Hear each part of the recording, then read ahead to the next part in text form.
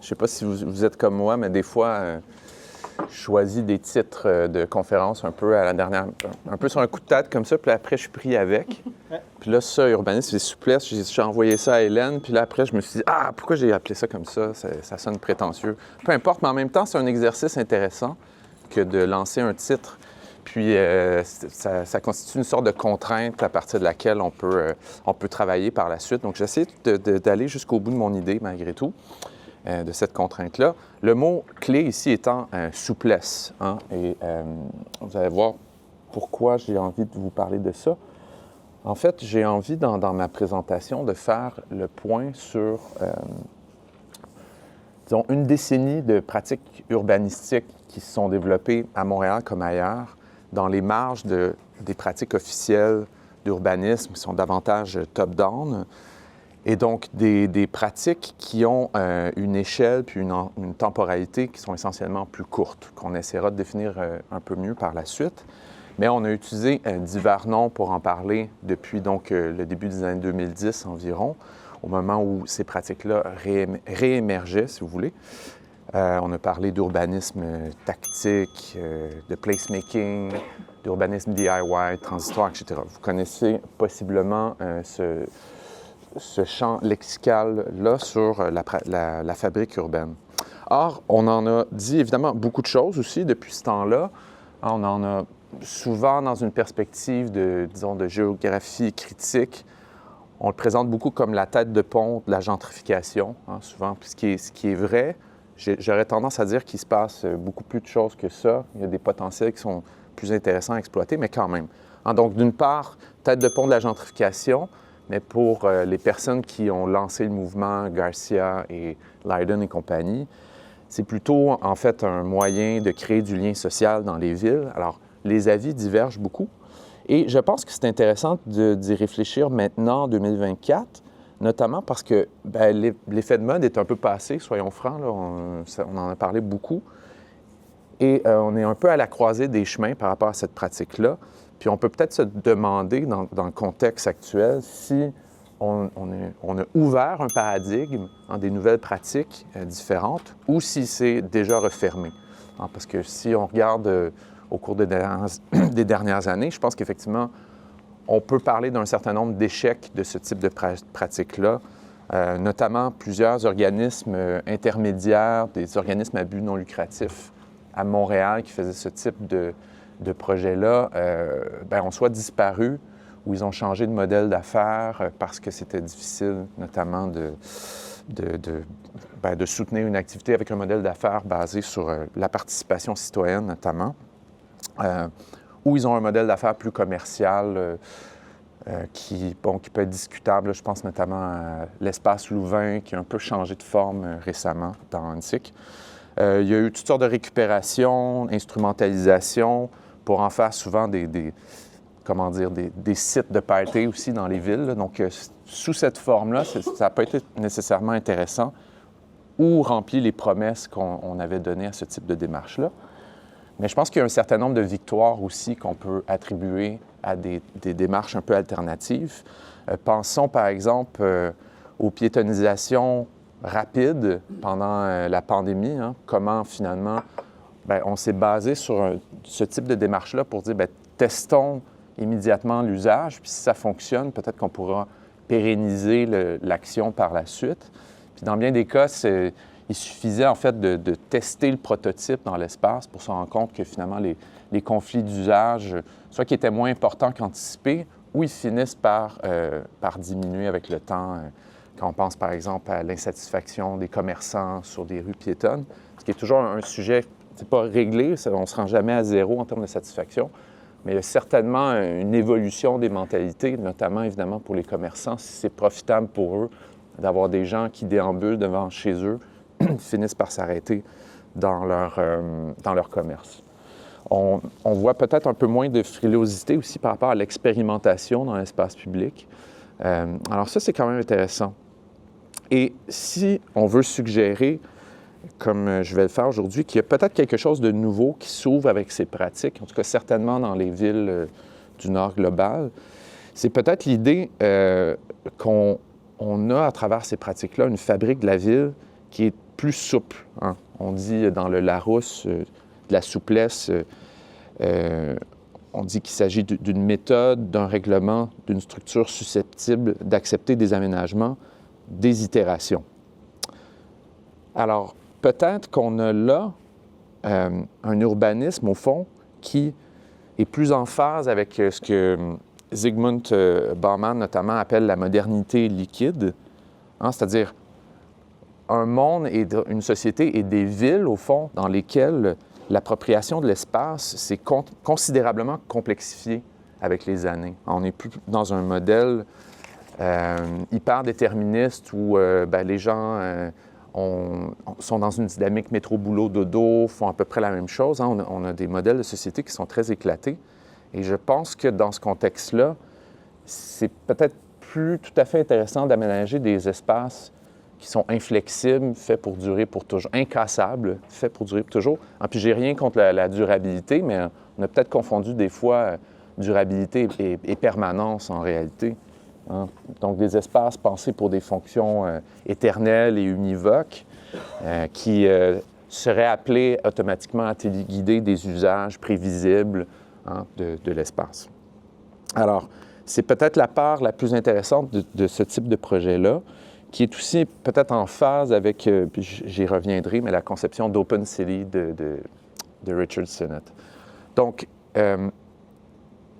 alors, est-ce qu'il s'agirait dans ce cas-là d'un nouveau paradigme qui se développe? Puis là, c'est pour ça que je tricote un peu l'idée d'urbanisme souple, non pas pour rajouter une autre étiquette, mais pour imaginer ça davantage comme un paradigme de pratiques qui sont soit très, très commerciales ou très, très ponctuelles, jusqu'à des démarches beaucoup plus intégrées où on fait évoluer le projet, mais quelque chose qui se mettra en place qui, en marge de semi-définition de travail, qui est en marge de l'urbanisme officiel, viserait au fond à flexibiliser le développement urbain. Donc, en offrant la capacité d'agir plus spontanément. Je pourrais partager le PowerPoint après, si vous voulez, là. Et de manière aussi à faire évoluer les aménagements dans le temps, plutôt que d'avoir resté dans une dynamique, j'appelle ça des fois la culture du ruban. On pense un projet sans fin, même avec des mécanismes participatifs, souvent assez lourds. Puis on pense le projet, puis là, il existe finalement, il est conçu, puis on le construit, puis un jour, on coupe le ruban. Puis à partir de ce moment-là, on ne sait plus ce qui se passe. On ne sait pas comment les gens l'utilisent, quelles sont les lignes de désir qui se forment, les détournements d'usage, hein. Il n'y a plus rien de ça. Alors, il me semble que s'il y a quelque chose d'intéressant à conserver de ces pratiques-là, c'est peut-être ça. Et voilà. Puis donc, un paradigme qui reste petit pour l'instant, entendons-nous. Là, on parle d'intervention courte dans l'espace public. Donc, on ne parle pas encore de construire des ponts avec des palettes, on s'entend, des matériaux recyclables, mais peut-être quelque chose pour repenser l'utilisation de l'espace public. Alors, ce dont je voulais vous parler en particulier aujourd'hui, c'est entre autres, d'une recherche partenariale que j'ai faite avec La Pépinière, qui est un organisme à but non lucratif, qui existe encore, mais qui est un peu sur le respirateur artificiel en vérité. Là, ils font presque plus rien. Toutes sortes de raisons, leur modèle s'est éclaté au cours des années. Mais néanmoins, j'avais été contacté par l'organisme pour voir si, puis là, c'était à travers plusieurs projets que j'ai faits avec eux, pour voir si leurs interventions dans l'espace public étaient en phase avec la mission qu'ils s'étaient donnée. Puis comme ils agissaient très, très rapidement, mais en réalité, ils n'avaient pas beaucoup de données sur les effets concrets de ce qu'ils faisaient. Et voilà, donc des effets concrets qui, je vais vous présenter dans un instant, qui ont souvent été présentés dans tout ce qui concerne le placemaking, l'urbanisme tactique, comme des espèces d'axiomes sur lesquels on allait faire reposer la recherche, des sortes d'évidences qu'on n'avait même pas pris la peine de chercher en ce qui concerne notamment le fait de favoriser des contacts humains dans des espaces comme ça. Est-ce que, effectivement, avoir un équipement mobile favorise les appropriations? Comment cette souplesse-là s'incarne empiriquement? Hein, ça a toujours été présenté comme une sorte d'évidence. J'ai ici le type de représentation que fait, par exemple, Project for Public Spaces, qui va montrer ce qui fait qu'un espace public fonctionne. C'est toute une série d'indicateurs, si vous voulez.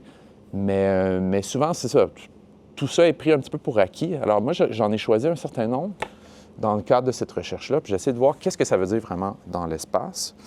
Et voilà, donc c'est ce que je voulais vous présenter aujourd'hui, certains constats sur l'effet d'activer un espace avec un projet de type placemaking sur l'attractivité, sur la vitalité des sites. Et j'espère que je pense que ça montre des résultats qui sont intéressants. Puis on pourra en parler aussi, mais je pense qu'il y a peut-être une particularité montréalaise aussi dans le type de projet que j'ai étudié.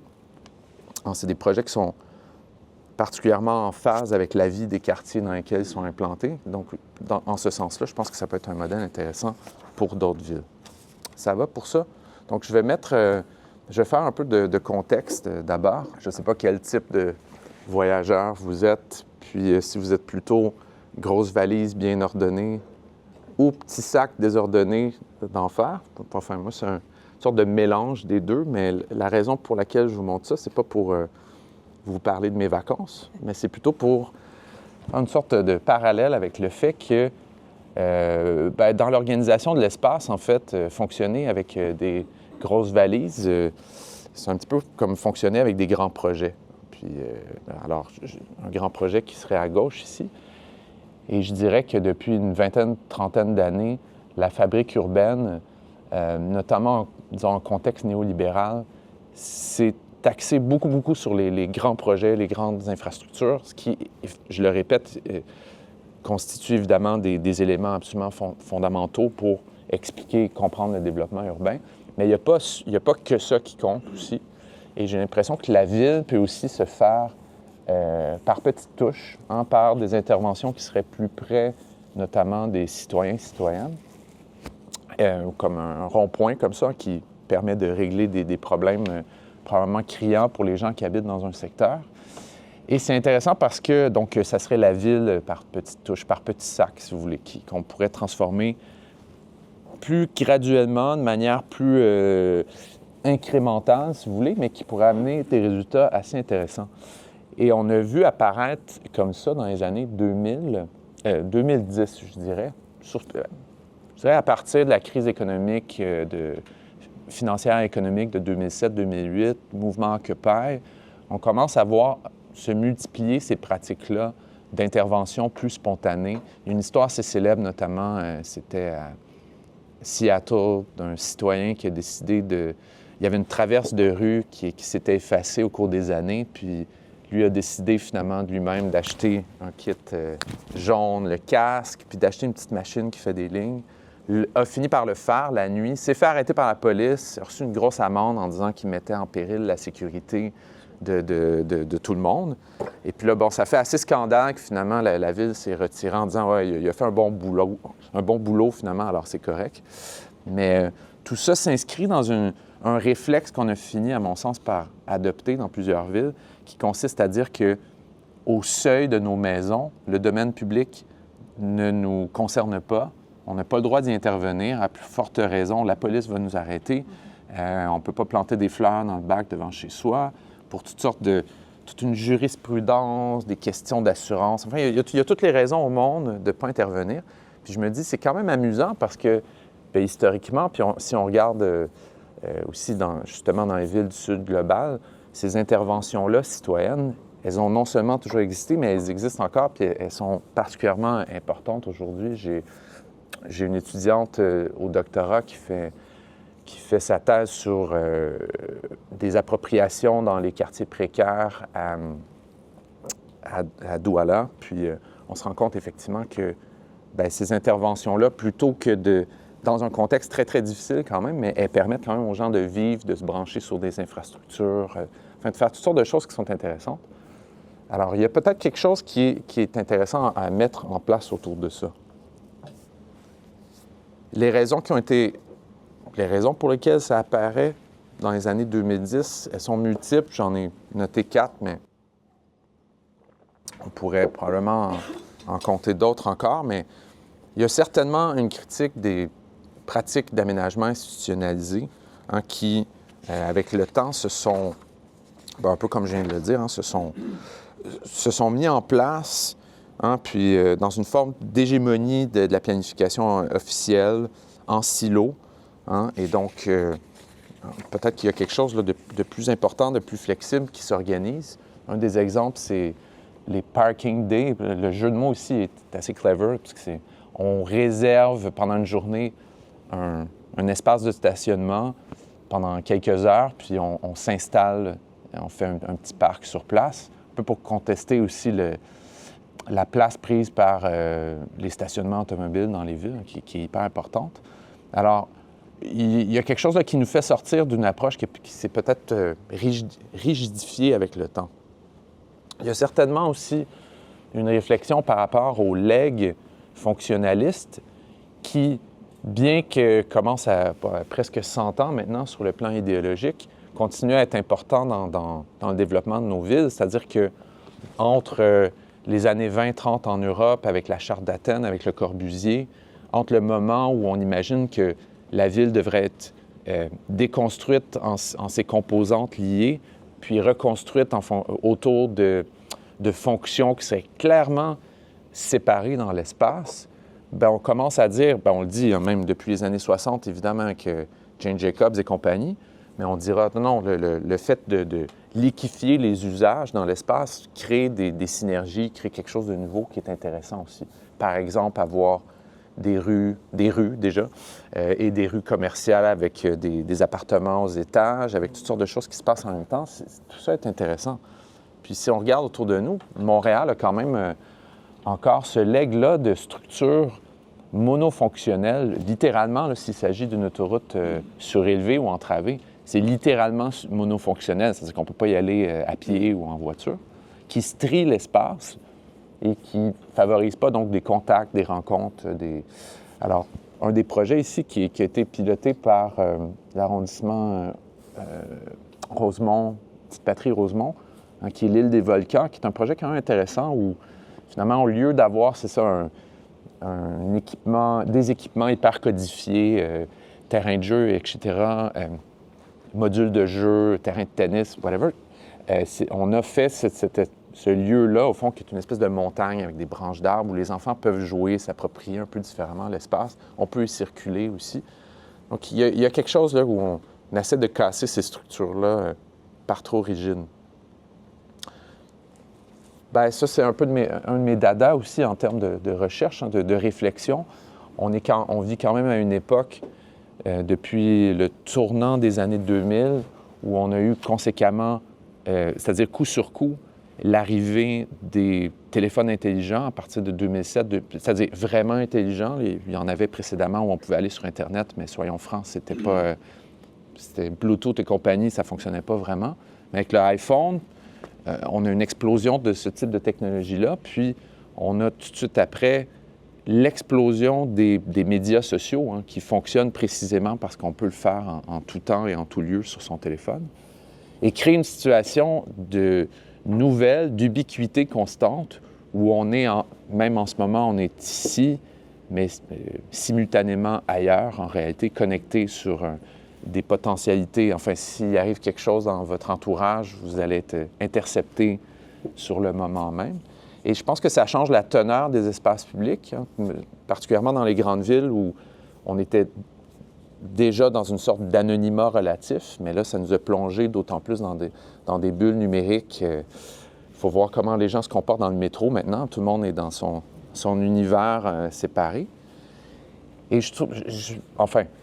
j'ai l'impression que dans ce contexte-là, le fait de recréer des espaces de rencontres, de convivialité dans les quartiers se présente, si vous voulez, comme une sorte de besoin qui s'exprime, qui est rendu possible en réaction au numérique, mais aussi par le numérique, parce que s'il s'agit donc de relancer, requalifier des espaces sous-utilisés ou des friches urbaines, par exemple, le fait d'avoir les médias sociaux permet aussi de se rencontrer dans des espaces, de donner des rendez-vous, organiser des événements, etc.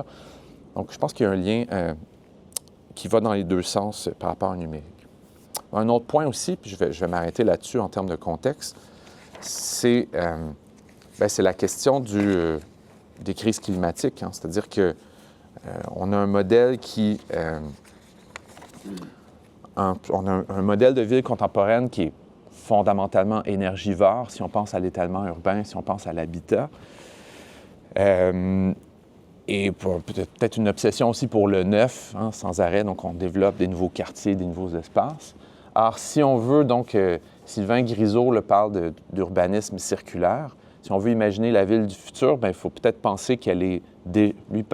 Lui, il dit elle est là à 70 % au fond. Il faut juste l'utiliser différemment, l'occuper.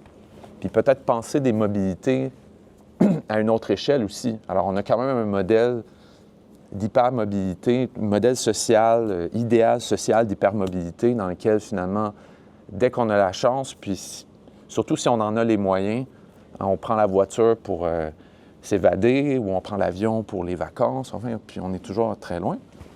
Et puis peut-être que ce type de démarche-là, type placemaking, peut faire en sorte que notre vie de quartier sera plus intéressante.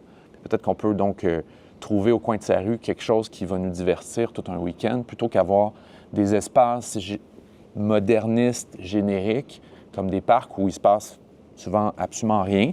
Ils ne sont pas inintéressants, j'adore les parcs et compagnie, mais ce n'est pas nécessairement des lieux où on va rencontrer des gens dans la société. Donc ça serait peut-être les causes qui font en sorte qu'on voit ce type de pratique apparaître à partir des années 2010. Alors, le temps file, donc je vous parle de la recherche ici, qui est... alors, le rapport existe, il a été publié cette année. Je suis à l'étape où je le transforme en article scientifique, là, donc je suis en train d'essayer de traduire tout ça dans des termes un peu différents. Mais essentiellement, ce que c'était ce projet-là, c'était il y a 2 ans, la pépinière m'a demandé, au fond, de tester un peu, de trouver des mécanismes pour voir que change finalement le fait d'activer des espaces. Hein. Qu'est-ce que ça fait fondamentalement? Puis surtout, ce sur quoi on voulait articuler la recherche, c'était un gros manque, en fait, dans la recherche sur le placemaking, c'est-à-dire des études avant-après, qui vont comparer un espace tel qu'on le trouve ici en tout temps, donc l'avenue Bernard dans Outremont, par exemple.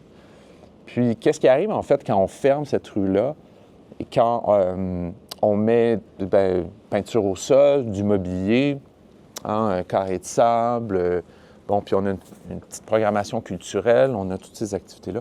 Qu'est-ce qui arrive fondamentalement dans ces espaces-là? Et donc, partant de là, je me suis dit, parfait, on va utiliser, en fait, là, c'est vraiment tout petit, mais c'était pas prévu pour que vous soyez en mesure de lire chacune des images, mais c'était pour vous montrer un peu ce avec quoi j'ai travaillé. En fait, j'adore la photographie, c'est une de mes passions dans la vie. D'ailleurs, je n'ai pas sorti mon appareil, j'aurais dû prendre des photos, je le ferai après quand on parlera. Je voulais utiliser la photographie et puis on a utilisé une méthode, en fait, qui s'appelle la photographie d'intervalle, qui s'inscrit dans une approche plus générale qu'on appelle l'anthropologie visuelle.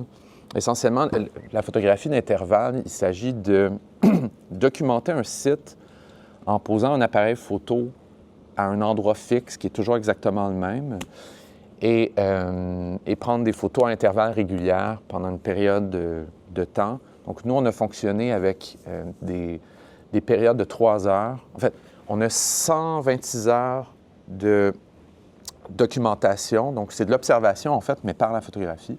Pendant 126 heures sur 3 sites, je vais vous les présenter après, on a installé une caméra qui prenait des photos aux 5 minutes pendant 3 heures.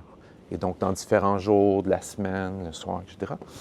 Et c'est intéressant, la photographie d'intervalle, parce que contrairement à l'observation directe, quand on fait de l'observation dans l'espace public, on peut voir un certain nombre de choses, mais on ne peut pas revenir sur les lieux après de nos observations, on ne peut pas repenser, aller trouver autre chose par la suite. Hein. Si on fait un décompte simple des personnes en mouvement, par exemple, ou des activités, bien, c'est tout. On a le compte-rendu, puis on ne peut pas retourner sur le fait. Avec la photographie, on peut le faire. On peut voir des variations d'usage aussi.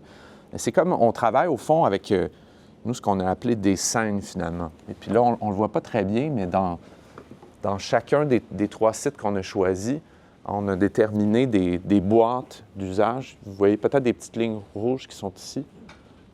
Bon, on les voit presque pas. Mais enfin, on a considéré au fond des scènes qui évoluaient dans le temps, puis qu'on pouvait précisément comparer à différents moments d'activation. Donc, à gauche, par exemple, c'était littéralement un cas de piétonisation sur Bernard. Et puis, on pouvait voir finalement comment les gens évoluaient, comment ils interagissaient entre eux à différents moments de nos observations. Alors, voilà. Puis, on a fait ça pendant quelques mois. Alors, on a fait aussi, je le mentionne, mais j'en parlerai pas en réalité aujourd'hui, on a fait des 156 micro-sondages. Comme on était sur place, aussi bien poser les questions. Puis dans l'analyse aussi, ça nous permettait en fait de mettre à l'épreuve les interprétations. Donc, évidemment, on ne prête pas d'intention aux gens dans l'espace. On ne peut pas décider pourquoi ils sont là, qu'est-ce qu'ils font. Mais vous allez voir, on peut travailler sur un certain nombre de paramètres. Est-ce qu'ils sont ensemble? Vraisemblablement, oui. Qu'est-ce qu'ils sont en train de faire? On peut l'interpréter, mais ça ne va pas plus loin que ça. Donc, on voulait mettre à l'épreuve ça avec des micro-sondages qui, généralement, étaient assez en phase avec ce qu'on a observé dans chacun des sites. Mais voilà, j'en ferai pas état aujourd'hui. Alors, donc, je vous parle, ça c'est la métaux. On y reviendra si vous voulez, c'est pas sans complexité. Toute métaux a ses écueils. Puis, on s'est un petit peu arraché les cheveux à certains moments donnés, notamment quand il s'agit de déterminer des usages des gens dans l'espace. Là, on a mis en place tout un protocole parce que, comme veut l'adage, on peut marcher puis mâcher de la gomme en même temps. Puis les gens sont rarement en train de faire une seule et unique chose. Donc, on a essayé de mettre en place une espèce de protocole pour systématiser nos opérations puis dire, OK, est-ce qu'il y a une fonction qui a l'air plus... D'ailleurs, ce n'est pas une fonction, c'est un usage qui a l'air plus important que les autres, etc. Donc, on a travaillé autour de ça. Je pense qu'on arrive à travailler quand même avec ces données-là parce que l'idée, au fond, c'est pas tant de considérer les boîtes visuelles en soi, mais c'est plutôt de voir l'évolution dans le temps. Donc, comparer en fonction des paramètres, qu'est-ce qui change. Alors, à partir du moment où on avait établi un protocole, on pouvait les comparer, voir leur évolution dans le temps. Alors, les 3 cas à l'étude qui ont été décidés avec notre partenaire, la Pépinière. Donc, je m'excuse, c'est plutôt sombre en bas, mais on est le soir ici. D'abord, c'est la piétonisation de l'avenue Bernard à Outremont qui a commencé, la première version, comme je disais, c'était à l'été 2021. Pandémie décidée hyper rapidement. Et puis, ça fonctionne encore à ce jour. Le site revient année après année. Donc, l'aménagement a un peu changé aussi. On a installé des structures qui sont un peu plus vastes maintenant. Puis, enfin, on n'a plus des parasols comme ça. Mais dans sa forme générale, on est dans un projet qui n'a pas changé énormément. On a un projet qui n'existe plus, qui était une tentative un peu ratée pour toutes sortes de raisons, mais qui s'appelait le Bassin des Merveilles, qui s'occupait donc au cœur du parc de la Fontaine, qui occupe l'espace qui est juste à côté de l'endroit où, je ne sais pas si vous fréquentez des fois, mais où on va mettre ses patins pour la patinoire l'hiver. Donc, c'était le Jardin des Merveilles à une certaine époque. Hein, il y avait un petit jardin zoologique qui était là. Mais c'est ça, depuis des années, l'espace était complètement abandonné. Donc, on a fait ce projet-là qui, vous allez voir, qui a des résultats intéressants, mais ça n'a pas vraiment levé, notamment parce que le site restait assez peu connu et isolé dans l'espace. Puis, il y avait tout un ensemble. Ça, c'était ce que ça devait être originalement. Puis, il y avait donc un parcours artistique qui devait mener vers ce site-là qui n'a jamais pris forme. Alors, ça c'est resté un peu isolé malgré tout. Et le 3e projet qu'on a observé comme ça, c'est la place du marché, qui est à Pointe-aux-Trembles, qui lui aussi existe encore aujourd'hui. Ça a changé de forme. Ça s'appelle maintenant la buvette du quai. C'est intégré aux activités du marché public Pointe-aux-Trembles, dans un milieu qui est quand même intéressant parce qu'on est vraiment dans le noyau villageois patrimonial de Pointe-aux-Trembles, mais dans un secteur, en réalité, qui est assez malgré tout assez vulnérables. Je ne sais pas si vous connaissez l'extraordinaire outil que la Ville de Montréal a créé, qui s'appelle l'Indice d'équité des milieux de vie. Vous irez voir ça, c'est superbe. Et c'est une carte interactive qui permet de voir dans chacun des sous-ensembles, sous-secteurs de Montréal, tout un ensemble d'indices de vulnérabilité qui sont liés aux ressources de proximité, aux équipements culturels, sportifs, de loisirs, ou sur le plan social, etc. Puis on a effectivement là, dans le troisième projet, qui est encerclé en rouge ici, on a un projet qui est dans un contexte qui s'inscrit, si vous voulez, dans une mission peut-être plus large, où on essaie de pallier des déficits structurels importants dans le secteur, qui est quand même assez pauvre malgré tout. Donc, 3 sites différents sur lesquels, finalement, dans la plupart des cas, on a croisé les observations dans l'ensemble, puis on a essayé de voir est-ce qu'il y a des tendances générales qui émergent de tout ça. Alors, je vous balance un peu les résultats de recherche qu'on a obtenus, puis on verra qu'est-ce que ça peut nous dire par la suite. On va peut-être débuter par un constat qui va moins de soi qu'il ne paraît peut-être en surface.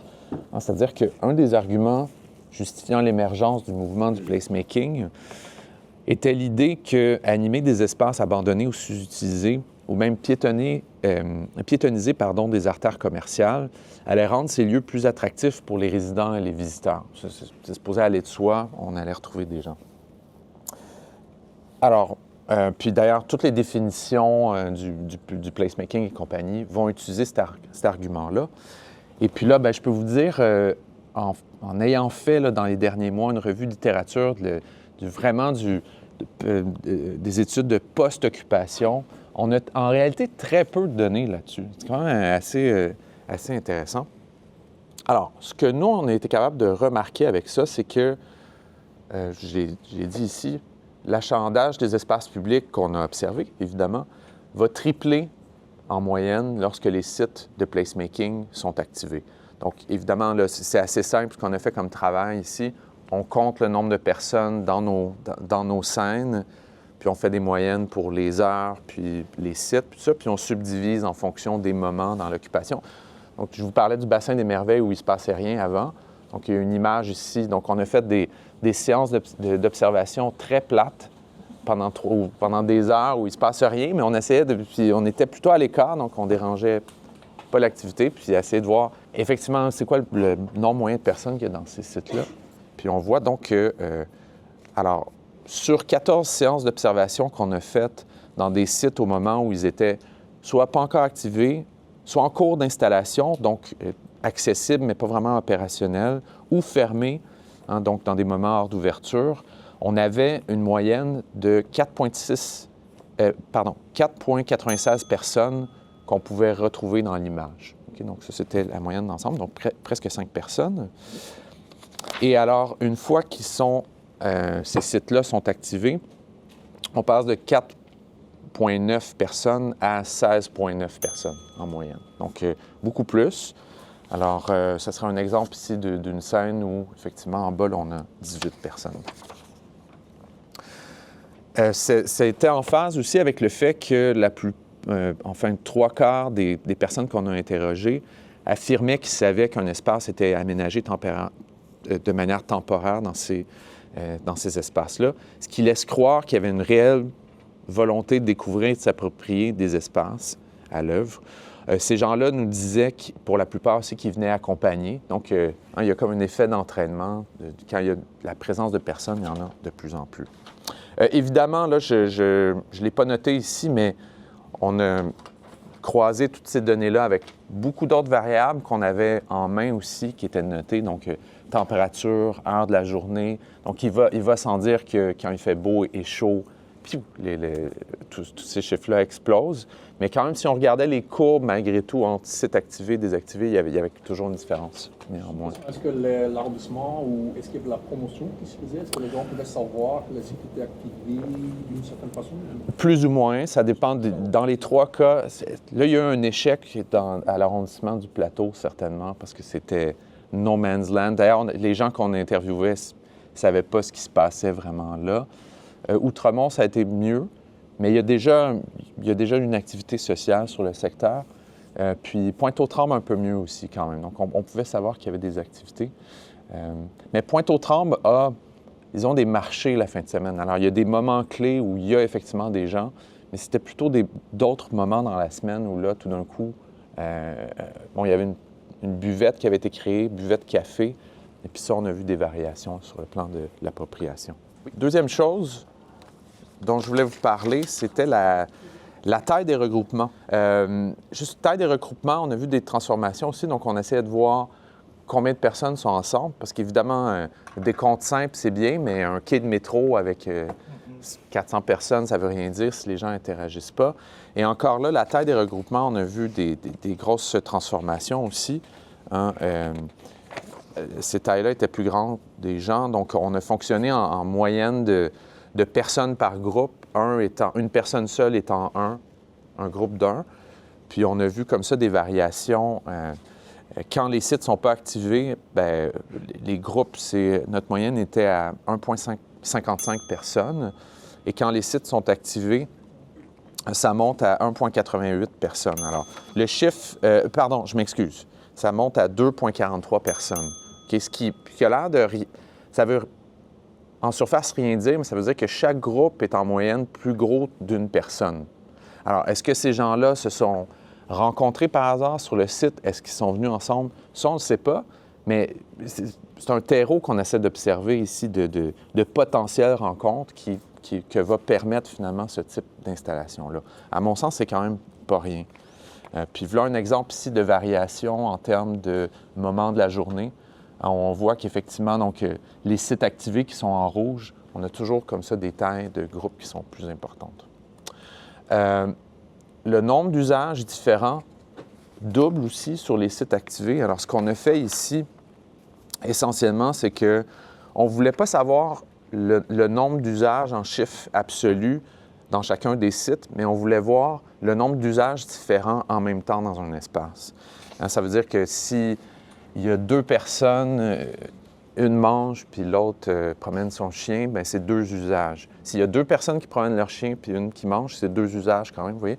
Donc, c'est pas un effet multiplicateur, c'est juste voir qu'est-ce qui se passe en même temps. Si on promène son chien en mangeant? Ah oui, là, c'était notre casse-tête qu'on a essayé de résoudre, en fait, en faisant une sorte de hiérarchie des usages. Donc, c'était pas simple, mais malgré tout, ce qu'on constatait, c'est que, bien, essentiellement, le nombre d'usages différents doublait, en fait, quand on ferme un site, puis quand on donne la possibilité.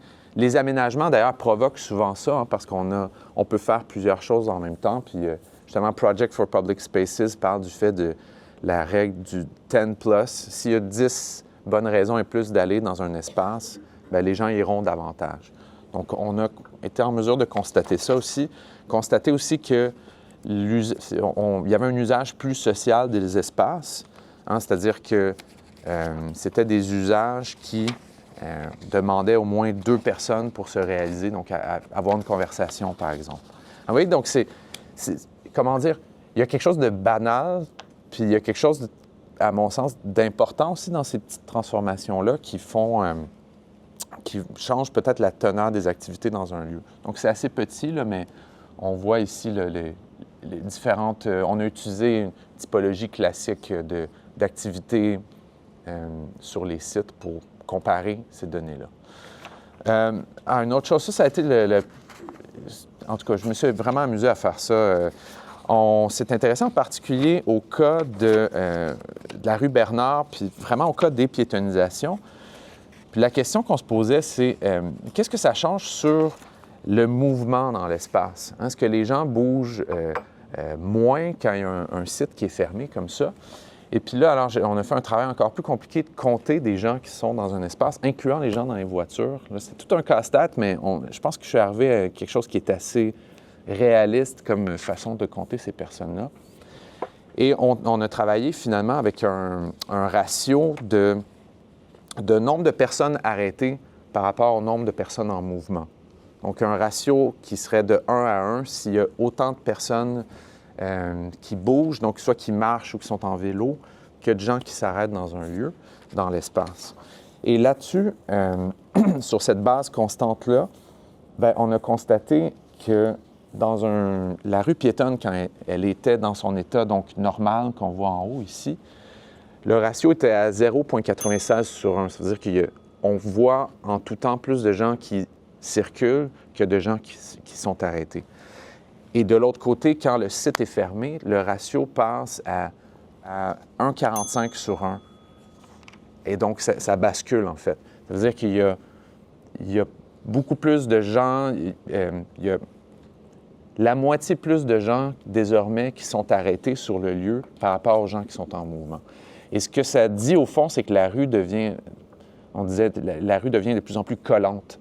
Les gens s'y arrêtent, ils sont englués pour une raison ou pour une autre. Alors, est-ce qu'elle est plus collante parce que les gens sont attirés les uns par les autres? Ou, on ne sait pas, mais elle est certainement plus collante. Puis dans ce contexte-là, je pense que ça vaut la peine de dire que bien, il y a le terreau, au fond, d'une vie sociale qui se met en place là-dessus. Bon, on a fait, je vais terminer là-dessus, là, puis j'ai une conclusion, mais on y reviendra au cours de la discussion, là, parce que j'ai pris trop de temps, mais je m'intéresse beaucoup à la théorie des assemblages et son application, notamment en études urbaines, dans la compréhension des villes. Théorie, enfin, qui s'intéresse, au fond, aux allers-retours d'agentivité entre le vivant et le non-vivant, en sortant d'une perspective déterministe où c'est que les gens qui agissent dans l'espace, ou en sens inverse, que modifier l'espace va changer les appropriations. Puis c'est de voir comment il y a un dialogue, au fond, où l'agentivité circule entre les gens. Puis là, bien, je me suis fait un peu le porte-parole du mobilier sur place en disant que change le fait d'avoir un mobilier qui n'est pas fixe au sol, mais qu'on peut déplacer. Et puis, je vais dire comme ça, on s'est un peu amusé à voir tout ce qui peut être fait quand le mobilier est mobilier mobile. C'est une sorte de pléonasme, mais c'est comme ça, du mobilier mobile. Alors, il y avait toutes sortes de stratégies où les gens se rapprochaient. Donc, on a des groupes comme ça qui vont se former, s'isoler dans l'espace. Hein? On a la possibilité de s'isoler ici. Là, on a une journée, vous voyez peut-être à droite, il y a une chaise à l'écart qui était la chaise des fumeurs. Donc, toute la journée, il y avait des gens qui allaient là puis se cachaient. Donc, il y avait une sorte de roulement comme ça d'utilisation de l'espace qui était assez amusante. Les gens se protègent du soleil, hein, vont se déplacer dans l'espace ou vont s'exposer à autre chose. Il y a toutes sortes de stratégies pour un peu à la Goffman pour finalement moduler les conversations dans l'espace. Puis là, ça, c'était très subtil aussi, comment des gens, au lieu d'être assis en face à face, se plaçaient les uns par rapport aux autres de manière moins frontale. Comment, là, on ne le voit pas bien ici, mais là, il y avait un début de spectacle, il y avait un quatuor à cordes qui s'installait.